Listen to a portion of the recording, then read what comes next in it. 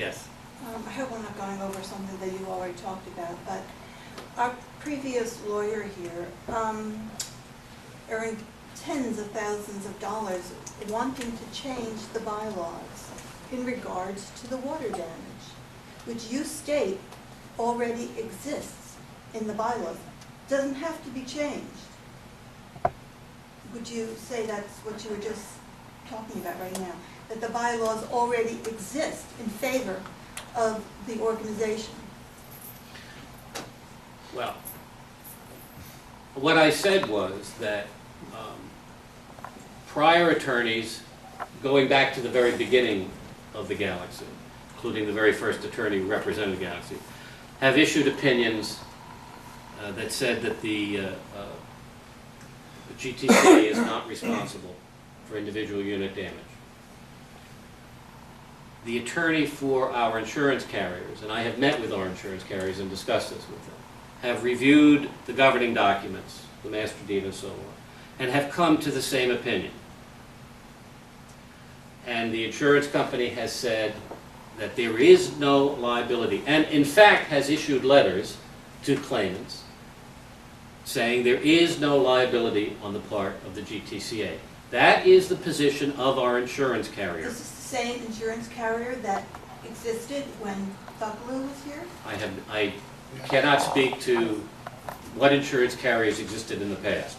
I can only tell you that I met with representatives of our different, and we had many insurance carriers, but I met with representatives and discussed this specific point with them. And our insurance company, and in fact I just got a copy of another letter they sent out on a case today. Our insurance company's interpretation of the governing documents is that the GTCA is not liable for damages.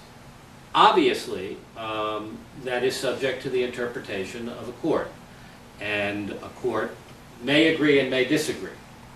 However, the obligation, and what I'm here to discuss tonight is what the obligations of directors are.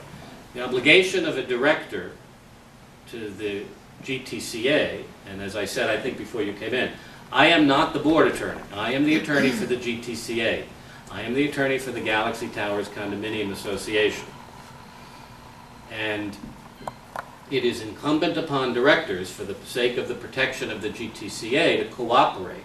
And it is legally required that they cooperate with our insurance carrier. Our insurance carrier has taken the position. The directors are not free to overrule the insurance company. I just wonder how the insurance company could have agreed with Mr. Buckaloo's trying to overturn what was already in the bylaws. Or did they not know what was going on? Would they not know that he was trying to change the wording? I cannot speak to something that happened before I was here, because the only knowledge I have about that is hearsay. So I can't real opinion on what somebody did or didn't do in the past.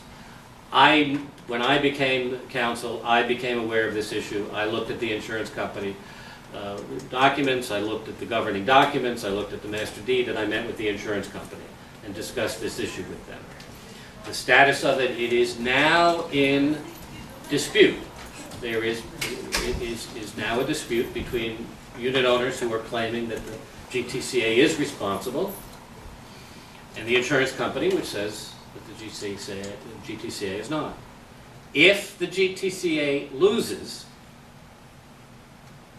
our insurance policies are in jeopardy, because there is a possibility, I won't say a likelihood, but the insurance company representatives expressed to me the possibility that the insurance will be canceled, because they did not intend to insure for that kind of loss. At the very least, there would be massive premium increases if a court someday rules that the GTCA is responsible for individual unit damage. Regardless of cause, the cost of the insurance will become astronomical. And it's not entirely clear that anybody would write that insurance policy. Some of our carriers say they would not write the insurance policy under those circumstances, which means we would become self-insured. As counsel for the GTCA, my obligation is to protect the GTCA from the unimaginable costs that would entail. We are talking potentially hundreds and hundreds of thousands of dollars, if not more. Okay, well, along those same lines, say you have a leak in your apartment and you want to fix your apartment by yourself with your own insurance, but you cannot go beyond the walls. You cannot fix. So what is the obligation of the GTCA to timely fix something beyond the walls? It's hard for me to answer that question in the abstract. Presumably any damage, when you say beyond the walls, beyond the interior perimeter, Well, say it's a water leak that you cannot get at, well, that the individual owner cannot get at. if it is something that is part of the common elements, if the leak is coming from a common element, that is a GTCA responsibility. And the GTCA does have the responsibility to fix it. And what's the time limit? I can't give you in the abstract a time limit. It depends on a number of different factors.